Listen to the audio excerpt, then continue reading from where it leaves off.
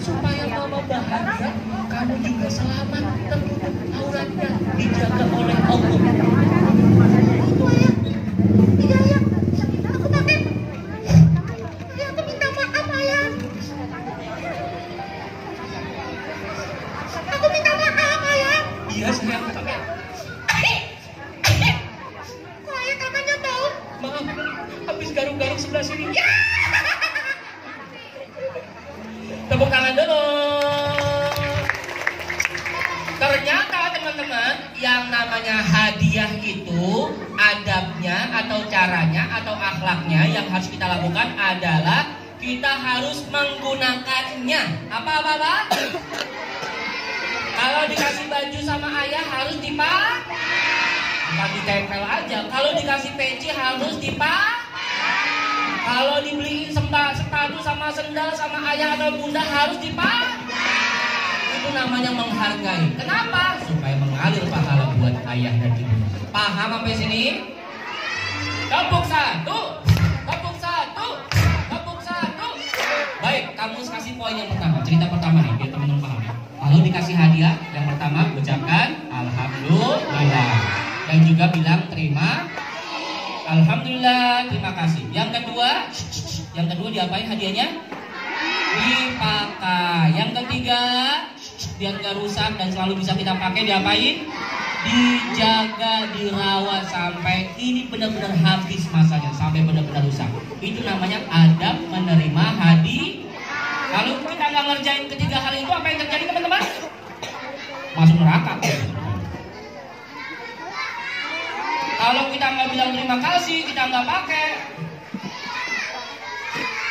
tidak menghargai nanti yang memberikan rasa sedih. Tepuk satu, tepuk dua. Baik. Oh, itu kan cerita pertama. Terus Isra Mi'rajnya gimana? Nah, kamu semua mulai cerita tapi konsentrasi dulu. Tepuk satu. Awan, hujan.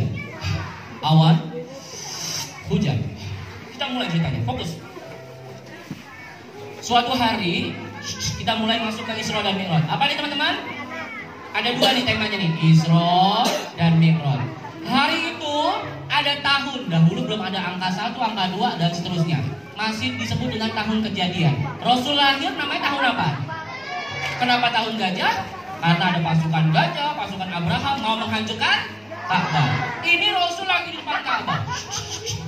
Lagi sedih. Sedih. Iya, belum Ababil, dah itu saya. Ini mau cerita tentang Nabi Muhammad lagi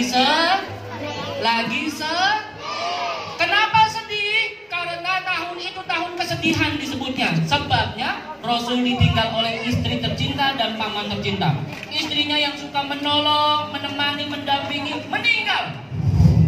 Pamannya juga yang membela. Hei, siapa yang gangguin Muhammad? Akan aku sentil dia ya. Jangan gangguin keponakanmu. Wow, dua-duanya meninggal. Nabi Muhammad merasakan kesedihan dan kesepian. Duduk paling rapi. Teman-teman, ketika lagi sepi, sendirian, menangislah Rasulullah, sedih luar biasa. Bingung mau melangkah karena perjalanan dakwahnya masih panjang. Rasul kayak nggak ada yang nemenin. Datanglah kemudian satu perintah dari Allah kepada siapa? Nabi Muhammad. Malaikat Jibril turun. Ya Rasulullah, aku diperintahkan Allah untuk ngajak kamu apa sayang? Jalan-jalan. Ini kaitannya sama cerita yang pertama. Mana yang bilang jalan-jalan tadi? Mepetnya aku ini aduh. Udah. Masya Allah. Kayak apa tadi ya? Ternyata karena Rasul lagi sedih, oleh Allah diajak Rasul lagi berdiri di tanah Ka'bah Mekah. Masjidil Haram. Perhatikan ya, lagi berdiri Rasul. Kemana wahai Jibril? Kita akan pergi ke Yerusalem atau Masjidil Aqsa. Itu disebutnya dengan Isra. Ini dulu nih, ingat ini. Apa namanya? Dari sini dari Mekah ini ya, Jibril, ya malam ini siap-siap berangkatlah menggunakan kendaraan terbaik. Kamu singkat ceritanya. Nama kendaraannya apa? Masih apa?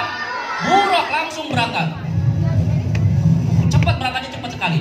dan terjadi hanya satu malam saja.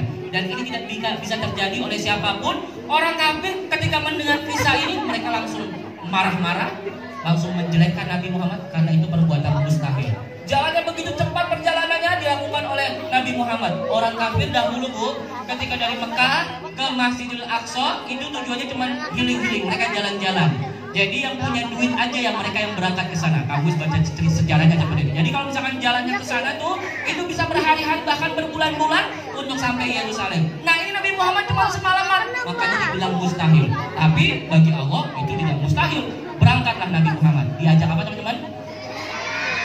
Diajak jalan-jalan, panca inderanya kemudian dibuka teman-teman. Dalam perjalanannya itu Bapak Ibu, Rasul diperlihatkan. Ya Jibril, ini wangi apa dalam perjalanan ini? Ini wangi surga ya Rasulullah. Surganya udah kecium pas saat perjalanan. Emang kita mau kemana? Kita mau ke surga. Masya Allah, di jalan diajak jalan-jalan. Habis itu dibuka lagi panca indera pendengarannya Bu. Ya Jibril, ini suara siapa? Ini suara surga ya Rasulullah. Ternyata Rasul mendengar surga itu lagi merengek-rengek, lagi minta-minta. Ya Allah, mana sih katanya mau datangin manusia terbaik di tempat aku? Aku udah siapin nih tempat terbaik, mahkota terbaik, tempat yang indah dan nyaman buat manusia terbaik. Mana? Akhirnya hari itu tanggal 27 Rajab dihadirkannya manusia terbaik, diajak jalan tuh. Jadi Nabi Muhammad udah dengar suara surganya, udah mencium wangi surganya. Beda kalau anak kecil tadi mencium apa? Bau kentut ya.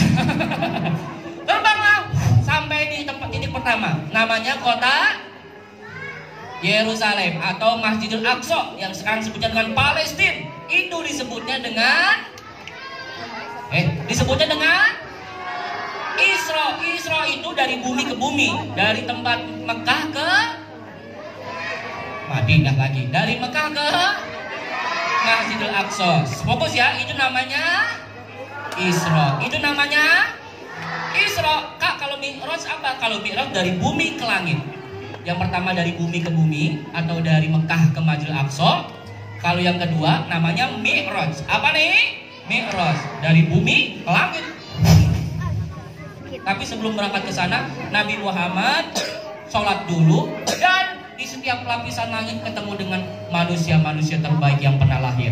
Ada Nabi Adam, Nabi Musa, Ibrahim, Nabi Isa, apalagi saya? Nabi Idris, Nabi Nuh dan seterusnya. Tepuk tangan dulu semuanya. Udah dah, semuanya langsung panca inderanya, pendengaran, penciumnya, matanya juga kemudian Rasul dibuka sehingga yang hilang apa dari Rasulullah? Apa yang hilang? Emang sedih kenapa Rasulullah?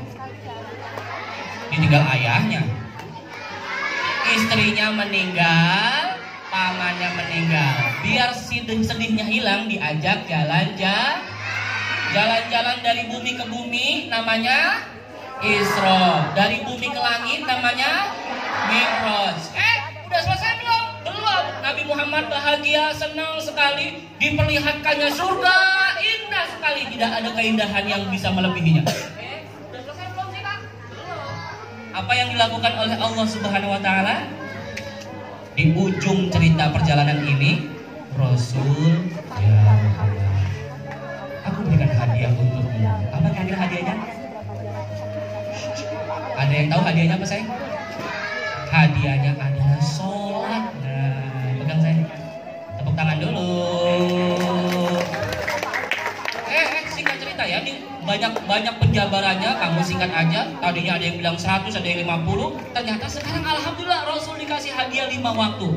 Turunlah Nabi Muhammad membawa pulang hadiah. Apa sih yang Rasul lakukan terhadap hadiah itu? Sama seperti yang kamu bilang tadi, adab menerima hadiah apa? Terima kasih, alhamdulillah. Yang kedua apa? Terima kasih, alhamdulillah yang pertama. Kalau yang kedua apa? Hadiahnya diapain? Ya, dibaca surat Al-Baqarah. Bismillahirrahmanirrahim. Alif Lam Mim. Selesai Al-Baqarah, di ruku. Pas mau ruku langsung lagi baca Bismillahirrahmanirrahim. Belum selesai. Ternyata habis Al-Baqarah dilanjutkan lagi surat Ali Imran. Panjangnya luar biasa, kuatnya luar biasa, Bahkan dalam cerita kakinya Rasul sampai bengkak-bengkak. Temennya, sahabatnya yang tadinya udah dikira mau ruku, habis ini ruku nih. Belum. Habis ini ruku nih.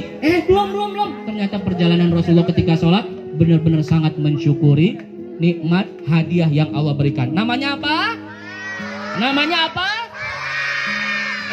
Pas di ujung cerita Nabi Muhammad bilang kepada Fatimah, ya Rasul, usiaku sudah semakin tua dan akan menutupi usia.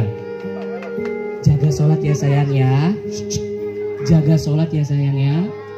Ya Rasul. Rasul pesan kepada Fatimah apa ternyata? Suruh menjaga ulang-ulang. Suruh menjaga Jadi kan Rasul habis jalan-jalan nih teman-teman. Udah selesai jalan